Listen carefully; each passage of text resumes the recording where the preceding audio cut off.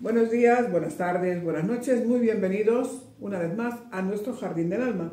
Y yo, como siempre, bien acompañada con Jaume Patuel. Jaume, buenos días. Muy buen tiempo. ¿Sí? Y otra vez con todos ustedes, o vosotros, o vosotras. Sí, bien acompañados, siempre estamos de un lado y de otro, porque sé que al otro lado nos sigue mucha gente. Que es de muy agradecer, Sí. porque eso es un estímulo a continuar. Pues sí, yo siempre les digo que los me gustas sí nos gustan, porque nos indican que nos están visualizando y que nos gusta. Y Así también agradecer los comentarios que nos también nos envían es comentarios. de muy agradecer. Sí. Y de muchos lugares, ¿eh? O sea, el otro día nos lo enviaban de México, el otro día nos lo enviaban de Ecuador, de Estados Unidos, no, de Canadá. O sea, que es muy interesante, que hoy en día las fronteras no existen a través de la comunicación. Y esto es lo nuevo que tenemos con los medios de tecnología. Claro. Que hace unos años era impensable y ahora estamos pues ahí en contacto directo aquí o con New Jersey. Sí. Me dieron una persona que tenía que tutorar de New Jersey, Muy bien. o bien otra de Zaragoza, aspectos que hace 6 años No se hacían. Bueno, eso es la ventaja de estar al día, ¿no? Es lo importante. Y para estar al día, hoy hablamos, como siempre, de cosas muy interesantes. Y hablaremos de algo que él conoce muy bien, que son los temas de la Semana Santa, las fiestas de primavera, el equinoccio de invierno. Pero hoy nos toca las fiestas de primavera y la Semana Santa. Porque pasado mañana Empieza la primavera. Claro. Es decir, el comentario de hoy es a base del artículo que yo lo he titulado Las fiestas de primavera o equinoccio de primavera. Correcto. Así como por las fiestas de Navidad. Hemos visto que hoy día empiezan a hablar de las fiestas de invierno, por cabalgar el régimen de cristiandad o la cultura jueva cristiana aquí en Europa, y más especial, cosa que no sabía, en 3 países de Europa es difícil hablar de Dios. Me dijeron Chequia, País Vasco y la tercera Cataluña. ¿Y eso? Es la evolución que hemos tenido, lugares de paso, y hablar de Dios, es un tema casi tabú, como tantos otros. Y entonces estamos viviendo una transformación del significado de las fiestas. Claro, claro. Las fiestas de Navidad, que se centraban en el nacimiento, y por la historia sabemos que eso es a partir del siglo IV, etc., ahora nos encontramos con el fenómeno de la Semana Santa, de la cual ya hace años que hablo, que la Semana Santa empieza a hablarse de las fiestas de primavera o el equinoccio de primavera. Bueno, es decir, noche y día iguales, y es cuando renace la naturaleza, los almendros en flor. Y claro, entonces esto se ha aprovechado para coincidir con Semana Santa, aunque Semana Santa en el calendario cristiano y judío es variable. Está en función de la luna. Exacto. Que intentan que pueda ser el mismo día tanto la Iglesia ortodoxa como la católica, pero esos son problemas ya secundarios. Pero es todo alrededor del equinoccio. Exacto. Sí. Y entonces el equinoccio o fiestas de primavera van tomando un rumbo distinto de esto. Y hace años se pierde el significado de la fiesta, pero continúa el jolgorio. Hombre, sí, porque como tú explicas ahí, el ser humano es un niño juguetón y religioso a la vez. Es decir, cuando he visto estas fotos en concreto de Gaza, en que por la mañana los niños se ponen a jugar, a pesar de la guerra. A pesar de la guerra, o junto con la guerra, hay algo en el hombre de juguetón, de festivo. Claro. Y esto siempre se ha celebrado. Y se aprovechan momentos de la naturaleza, que el invierno, equinoccio, y un detalle litúrgico, el equinoccio que hay la fiesta de la Anunciación, son los 9 meses de la Concepción, que tiene lugar el 25 de diciembre. Es decir, se van cristianizando, pero la situación actual, como he indicado, el régimen de cristiandad que ha durado 16 siglos, o la cultura judía cristiana que era hegemónica, esto ya ha pasado a la historia, aunque nos duela. Pero hay que poder rescatar de estas fiestas religiosas y paganas la esencia. ¿Qué significa todo esto? Claro. Y entonces vienen los huevos. Sí, esto es muy interesante. Y los conejos nos preguntan, y entonces estamos haciendo cosas que corresponden al otro lado. Que dice, bueno, los huevos, en tiempo de Cuaresma se prohibía comer huevos y se acumulaban. Y el día de Pascua se distribuían los huevos. Claro, se decoraban. Esto yo lo he vivido en Francia, en casa de mi cuñada con mis sobrinas, que el día de Pascua había huevos por toda la casa. Claro, pero entonces esta fiesta natural, esta fiesta que la cristiandad se apoderó porque significa fertilidad, vida, resulta que la cristianización de este huevo es simbólicamente la resurrección de Jesús. Es decir, la cáscara del huevo es el sepulcro y cuando se rompe el huevo hay la resurrección.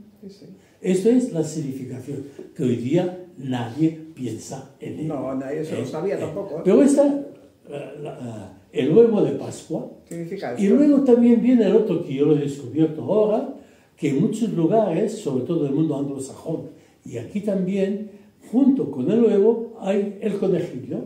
Sí. Y segundo, ¿y por qué ponen el conejito? Y el conejo es símbolo de fertilidad. Igual que el huevo. Claro, y entonces te das cuenta de que las cosas tienen sentido. ¿Qué sería hoy día el huevo y el conejo? Respetar la naturaleza, tener en cuenta que la naturaleza nos da la vida y hay que respetar la vida. No lo que se está haciendo de martirizar, cruentar la naturaleza de una forma exacerbada y que la naturaleza pasará cuentas, porque estamos hoy a 18 de marzo.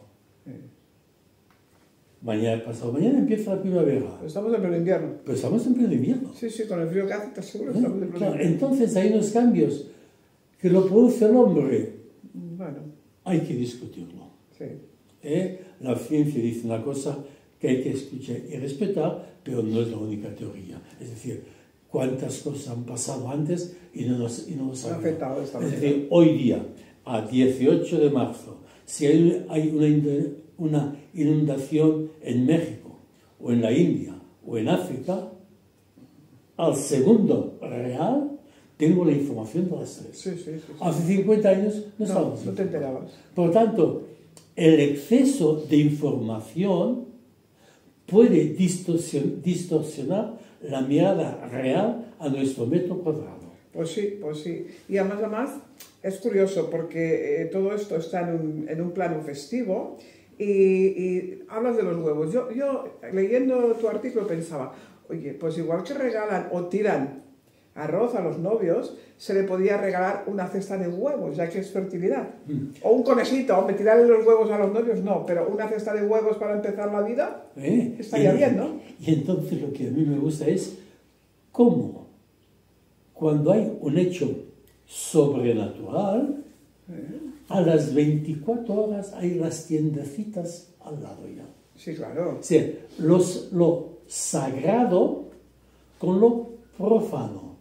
Digo esto porque la palabra fiesta, festivum, festivo, alegre, la raíz más profunda que es indoeuropea, fan significa templo. De aquí viene la palabra fanático y profano. Lo profano en relación a lo sagrado. En consecuencia, cuando algo es sagrado, no hay que profanizarlo. Entonces, este mundo festivo hay que mantenerlo, porque la vida es junto con el dolor, no con el sufrimiento, es alegría. Pues sí. Hemos de celebrar la vida a pesar de todos los pesares. Y entonces resulta que el pueblo, que es inteligente, no sabio, que es inteligente,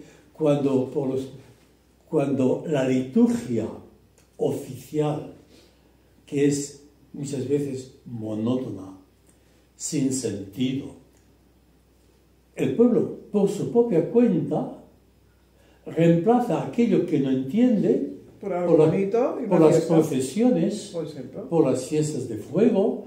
En Cataluña tenemos dos hechos importantes. Una es en Verges, la danza de la muerte, por ejemplo, es precioso. O bien algo que yo he vivido, pero ya las caramellas. Las caramellas. Claro, entonces todo esto en Cataluña es algo muy típico.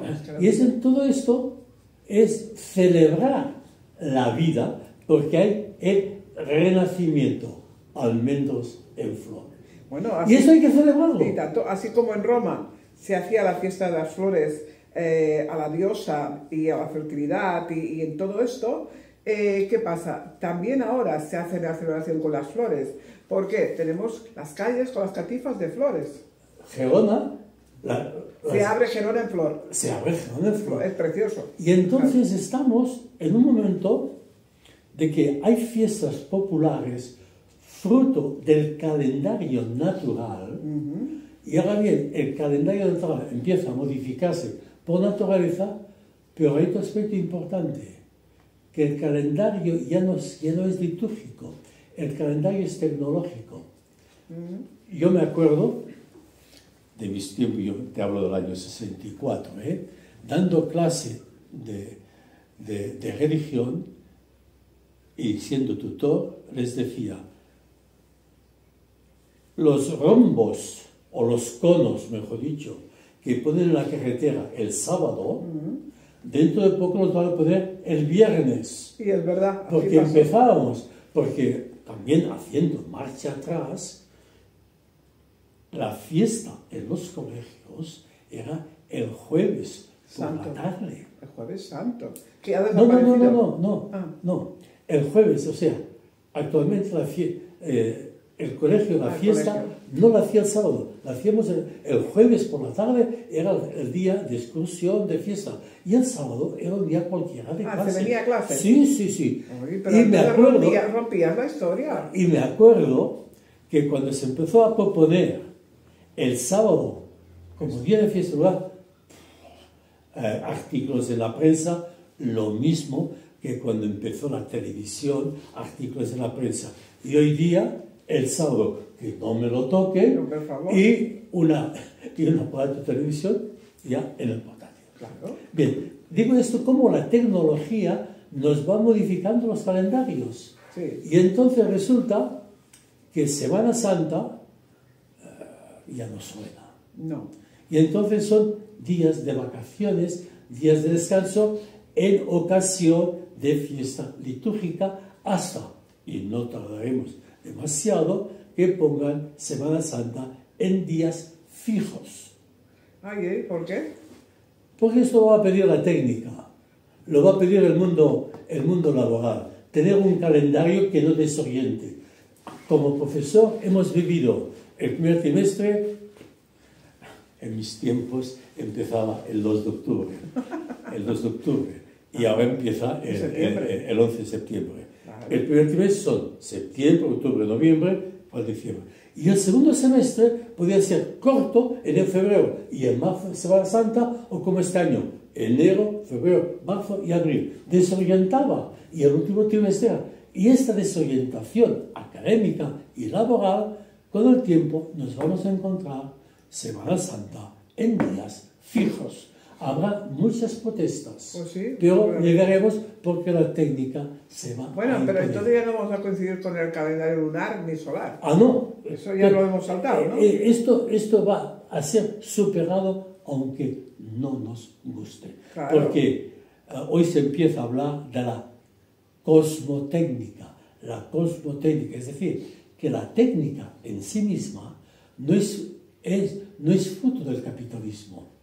El capitalismo habla mucho de la técnica, pero la técnica está en función de cualquier cultura. De aquí cosmotécnica, la técnica para todo el mundo, no para un mundo económico. Claro, todo esto nos da un enfoque que entonces hay que decir, así como Navidad va muy bien, ahora vendrá días de equinoccio, luego vendrá el famoso mes de agosto, que hace un siglo que lo tenemos, antes no había mes de agosto. No había fiestas, quiero decir. Claro, entonces vamos viendo cómo técnicamente le vamos dando un calendario fijo, pero que no hay que perder la esencia y este es el problema. Este tipo festivo tiene origen en celebrar con una buena comida, con baile, los cambios de estación. Sí. Hoy esto va desapareciendo del mapa. Si preguntamos a los muchachos qué es un cordero o qué es una gallina, los viajes de cultura agrónoma deben llevar a los muchachos a las granjas, porque por Mataró ya no hay ni caballos, no hay nada, ni las vacas, ni nada. Por tanto, en la naturaleza había esas fiestas, estos eventos, esta alegría con una buena comida. Esto se cristianizó con exageraciones, y digo la exageración, nosotros decimos ahora exageración, en aquel momento era razonable. Concreto, la figura eminente e hegemónica, y con razón histórica, de la cultura judío-cristiana occidental es la persona histórica Jesús nacido en Nazaret. Jesús nacido en Nazaret, al molestar con sus críticas al poder político y al poder religioso, tanto el poder político como el poder religioso no soportaban la crítica de este hombre. Y en consecuencia, el poder religioso sacudía las normas, y el poder político veía una rebelión. Una amenaza. Y entonces esa amenaza, tal amenaza, que aplicaron a Jesús el criterio de los rebeldes, clavado en cruz, que era el castigo a los rebeldes. Sí, a los porque, ladrones, rebeldes. Según la historia, si Jesús murió en el 33, 40 años antes, habían puesto en el año 10 antes de era común o antes de Cristo, crucificaron a lo largo de las carreteras a 2000 judíos clavados en cruz. Esto en aquella época hace historia. Y Jesús murió como un rebelde, como un insumiso, y esto queda claro. Bien, por tanto, el mensaje de vida de Jesús, ¿cuál es el mensaje de vida de Jesús? Yo te voy a decir de otra forma. En lugar de preguntar qué es ser cristiano, mi pregunta actual es ¿qué es ser humano? Hoy día, en el mundo que vemos con Trump, con sus pros y contras, un hombre desequilibrado, con Netanyahu, un hombre magalonio también desequilibrado, que las muertes no hay ni importa. Con Putin, otro que está desequilibrado. Y esto porque nos toca por la prensa, pero la prensa calla lo que está pasando en África, que es peor que Ucrania y peor que Gaza. Pero eso se calla la prensa. Yo envío a la República Democrática del Congo. Bien. Entonces, ante esa situación, se me ha ido el hilo. Bueno, ante esa situación como era este hombre que era revolucionario. Jesús. Claro, y entonces, predicar el mensaje de ser humanos, porque Jesús nomás dijo ser humanos en su totalidad, no en parte. Y ser humano en totalidad es manifestación de un gran desplegamiento de conciencia, de cosmocidad a través del cuerpo. Como el rayo del sol manifiesta al sol y es la esencia del sol, pero el rayo no es del sol. Si desaparece el rayo, no desaparece ni el sol ni la esencia. El ser humano es esta manifestación. Y esta manifestación profunda del ser humano es altruista, generosa, de solidaridad, etc. Ese es el mensaje. Pero ese mensaje no podían predicarlo con la cruz. Claro. Porque era escándalo para los judíos, como un Mesías acaba la vida crucificado, o una necedad para los filósofos griegos, como un gran filósofo, gran sabio, acaba en la cruz. Por tanto, no podía. Entonces hablaban del buen pastor, o del pez, era un símbolo. Exacto, el símbolo. Bien. Por tanto, durante los 3 o 4 primeros siglos, la cruz no se hablaba. O si se hablaba, era de otra forma. Pero fue en el año 310, 315, o sea, en el siglo IV, cuando Constantino, según la leyenda, ganó la batalla a su enemigo y tuvo la visión: con ese signo vencerás. Y el signo era una cruz. Pero una cruz sin nadie clavado o crucificado. Porque la cruz no es el símbolo cristiano. La cruz es un símbolo de todas las culturas. El que pasa es que el cristianismo se ha hecho suyo, como es lógico. Pero no es un símbolo exclusivamente del cristiano. Es un símbolo porque la cruz significa la totalidad, lo que es material y lo que es profundo. Sí, además la cruz ha existido en todas las culturas, aunque algunas tienen diferentes formas. Así, O sea, han adoptado diferentes formas. Y la forma y la cruz que murió Jesús no lo sabemos. Sabemos que murió, pero nada, es decir, de aquí han nacido muchas leyendas. Por tanto, durante los primeros 4 siglos y durante los siglos V y VI hay la cruz desnuda. Pero ¿qué pasa en el siglo XI, XII, XIII y XIV? Las pestes, la guerra, y entonces, como Dios nos debe ayudar y Jesús es Dios, empiezan a poner el Jesús martirizado, no el románico majestuoso, eso no sino el, claro, y entonces esto transmite el dolor del pueblo, es lo que intentaban. Aumentó, acentuó el Viernes Santo.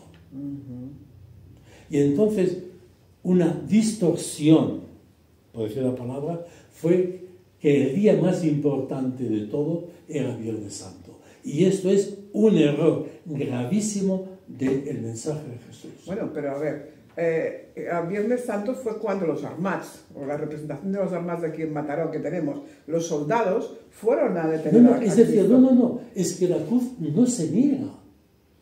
El que se diga que la cruz sea el término, que la cruz sea el final, esto es lo que va. Vale.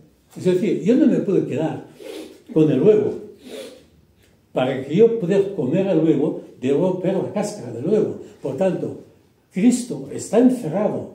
El día importante es el domingo de la resurrección. Vale. Y teniendo en cuenta que aún hoy día es así, la resurrección no es que yo vuelva en cuerpo, es otro nivel de conciencia. Digo esto porque el siglo XIV marcó y quedó acentuado en el siglo XVI con el Concilio de Trento, un control en contestación a los protestantes, etc. Y esto del viernes, Jesús crucificado en la cruz, que es Dios quien está crucificado, por tanto, si yo hago un pecado, yo crucifico a Dios. Toda esta mentalidad, en parte superada gracias al Vaticano II, continúa en vigencia. Sí, pero fíjate, hay unas ciertas versiones en el cual decíamos, a Jesús lo colgaron en la cruz, pero a Jesús lo descolgaron con vida. ¿Por qué? Porque no se podía tener a una persona cuando había bajado el sol. Hubo un eclipse solar en ese momento, se cubrió el cielo de negro y Dios estaba sangrado, pero estaba vivo. Bien. Y lo metieron enterrado en una cueva que entrabas de pie. Y lo asistió su tío, ¿no? Arimatea. Aquí hay que distinguir. Cuéntame esto. Esto hay que distinguir para comprender la Semana Santa. Es decir, una cosa es ir a los documentos canónicos, no significa solo, significa los que indican una norma. Es decir, hay más de 300 evangelios. Apócrifos significa escondidos. Si nosotros tenemos que leer una historia de Mataró y nos escriben 15 o 20, la gente dirá, este libro no refleja la historia de Mataró, fuera. Este sí que refleja la historia de Mataró, lo ponemos. Pues bien, los que reflejan mejor, no los únicos, es Marcos, Mateo, Lucas y Juan, y hay otros de Santo Tomás. Evangelios de ellos. Esos son los que indican más la fiesta. Los demás, cuando un evangelio apócrifo dice que el niño Jesús está jugando con su amigo, y Jesús le da, y su amigo cae y muere, viene el padre y le pone la culpa a Jesús porque juega con él. Jesús dice, tranquilo, muchacho, levántate. Bueno, cuando uno lee esto, dice, bueno, esto es una leyenda, ¿eh? Por tanto, muchas cosas han salido de leyendas, de los apócrifos. Y luego otra cosa importante. La gente no sabía leer. Eso también es verdad. Segundo, los evangelios son para ser leídos en voz alta y lentamente en la sinagoga y en la comunidad. Cosa que nos hace hoy en las misas. La misa, tú vas a la misa a las 9 y sales a las 10 menos cuarto y no ha habido ni 2 minutos seguidos de silencio. Digo ese detalle. Bien, entonces, los evangelios, al no saber leer a la gente del pueblo, el mundo románico es todo un misterio, y luego viene la Biblia de piedra, las catedrales. Pero las catedrales reflejan artísticamente escenas del Evangelio que no tienen nada que ver con el Evangelio. Era decorativo. Exacto. Y la gente sencilla que no sabe leer, esto queda dentro. Se lo quedan. Y esto ha pasado ante muchos siglos y continúa pasando actualmente. Sí, pero a todo eso no me has respondido a lo que yo te he planteado. Yo te he planteado la versión que dicen en que Jesús bajó vivo, lo enterraron en esa cueva, lo curaron. Bueno, la pregunta histórica es de dónde lo sacan y son leyendas que se han inventado, porque no hay documentos que digan esto.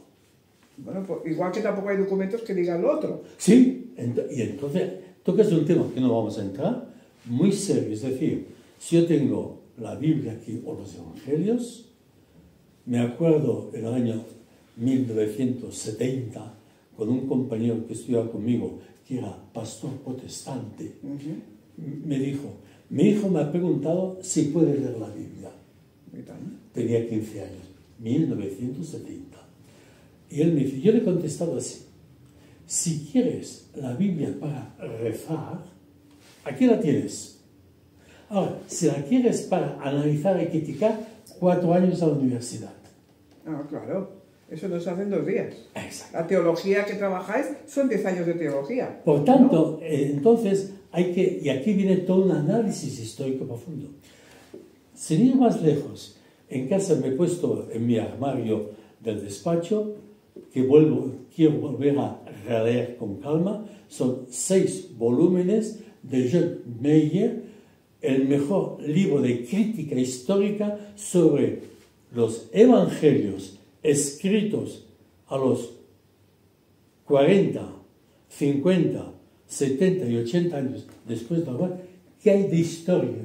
Porque los evangelios, y te cuento también una anécdota, después volveremos a rescatar, cuando en el 1962, el 12 de octubre, empezó el Concilio Vaticano II, el que era presidente de la Comisión Pontificia Bíblica, un jesuita, el canal Bea, distribuyó a los 2000 obispos que habían por allá un pequeño librito que tengo en casa.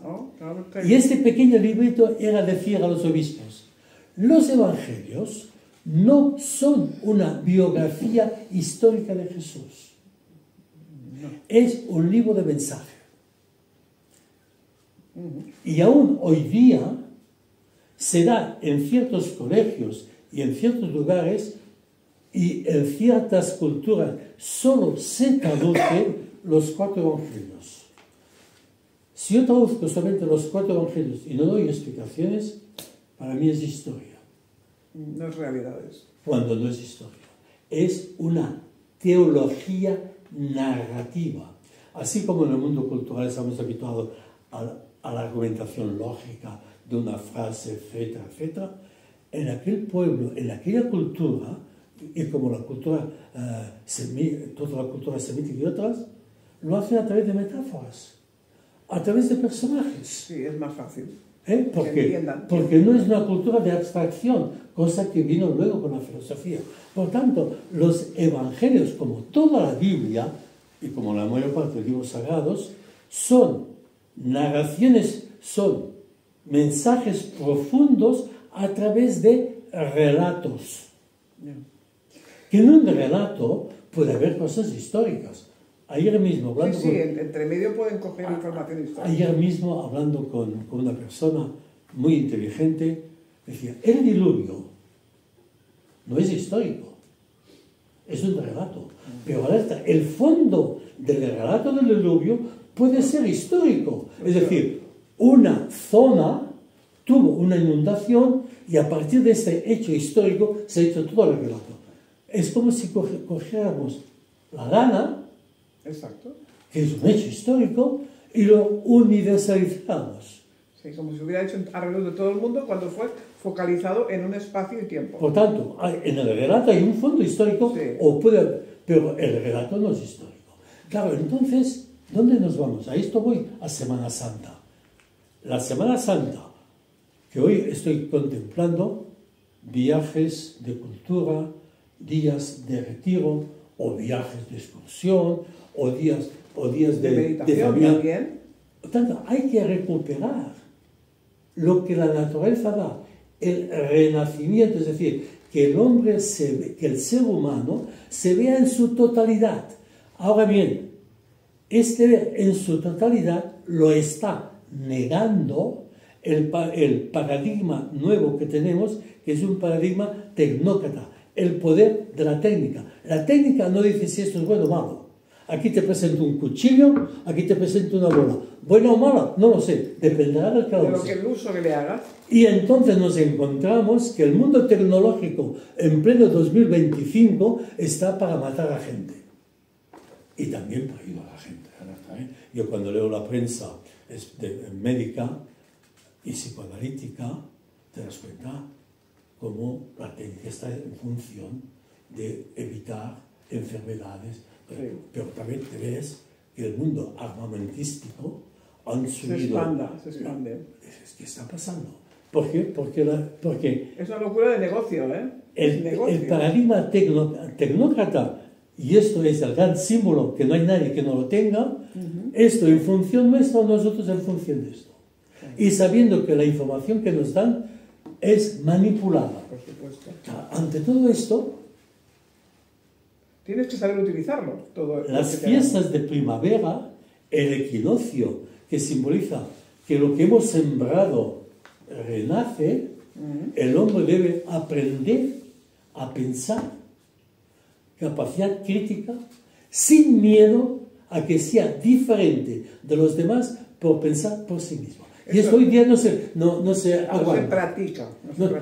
Y no se aguanta. Es decir, sin ir más lejos, la prensa está controlada. Por supuesto. Es un gran poder controlado. Y no se puede pensar diferente del gobierno o del partido. Claro, entonces, una Semana Santa, un equinoccio de primavera, que el símbolo es renacer, fertilidad, los huevos y el conejo, o bien celebrar lo que es la resurrección, la transformación de la conciencia, esto no se debiera perder. ¿Qué es lo que constato? Tiene que mantener. ¿Qué es lo que yo constato? Que a nivel cultural está, ¿cómo diré yo?, capitalizado. El capitalismo ha fagocitado todo lo que puede, sin ninguna clase de escrúpulo, pero sí que constato con satisfacción grupitos, no solamente de bien interior, culturales, literatura, astronomía, historia, el pueblo necesita una dimensión que los gobiernos no quieren mantener. Bueno, es que nos quieren controlar, eso está clarísimo. Claro. Pero de verdad que si nos mantenemos cada uno en este metro cuadrado de que tanto hablas y nos guardamos esa privacidad y no entramos en su juego, damos ver con otros ojos la realidad de lo que pasa en el mundo, informándote de varias fuentes, no de una sola, y viendo cosas importantes y sabiendo analizar y sabiendo pasar un tamiz a todo lo que te cuentan. Hay que tamizar de esa harina, ¿no? Porque las fiestas, en el fondo, que es festejar, Sí, celebrar la vida, celebrar la vida. y ya no solo es para sobrevivir, sino para vivir. Exacto. Y el sobrevivir, alimentación, sexualidad, agresividad, territorio y jerarquía, estos 5 elementos no son culturales, son biológicos. Son básicos. Y estos biológicos se maduran dentro de una cultura. Esto es para sobrevivir.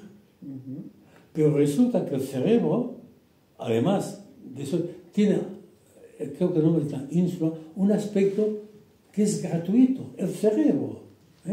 Y entonces hay algo que el hombre debe poder conocer y trascenderse. No ir a la otra vida, sino ir hacia el terreno que desconoce. Por tanto, el ego, en el metro cuadrado integral, debe darse cuenta en no poner techos o paredes de vidrio, que parece que conecta y no conecta. No, porque está aislando. Porque el metro cuadrado integral es de expansión. Está abierto. Y al mismo tiempo impansión. Me extiendo y me profundizo. Así debe ser el paso de hominización a humanización. Y eso es las fiestas de primavera, eso son las fiestas de equinoccio. Exacto. Y bueno, y seguir celebrando la vida. Ahora me viene la imagen que decías en guerra, en plena guerra, que unos niños salgan a la mañana a cantar, a saltar sobre el barro. Esos niños realmente sienten lo que está pasando, las muertes, pero son capaces de celebrar la vida. De trascender. Exacto. Eso. Por eso es, De celebrar la vida. cuando decimos Buena Pascua o Feliz Pascua, Pascua sencillamente significa paso.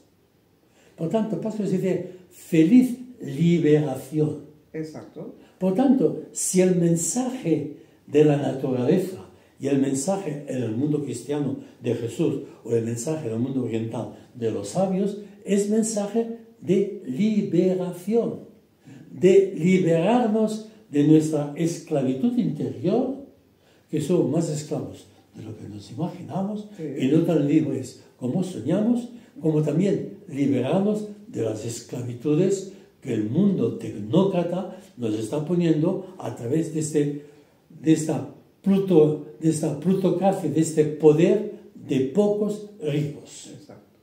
Eso es felicidad, festividad, festejar el equinoccio o las fiestas de primavera, Pues sí. que hasta ahora llamamos Semana Santa. Semana Santa. Bueno, sea como sea, fiesta de primavera o Semana Santa, celebren la vida, vuelvan a conectar con nosotros en próximos programas y seguiremos disfrutando de Jaume Patuel, de sus escritos y de sus valoraciones y pensamientos. Y cuando comamos el huevo de Pascua o la chocolate del conejillo, que hoy el chocolate tiene 1000 formas de hacerse, Sí, tan. pensar que yo no puedo hacer una tortilla sin romper el huevo. Por tanto, pues, sin tener la vida de la yema y de la clara, que lo Y mantiene unido a la vida. Y ser generosos como es el conejo, fertilidad. Exacto, fertilidad.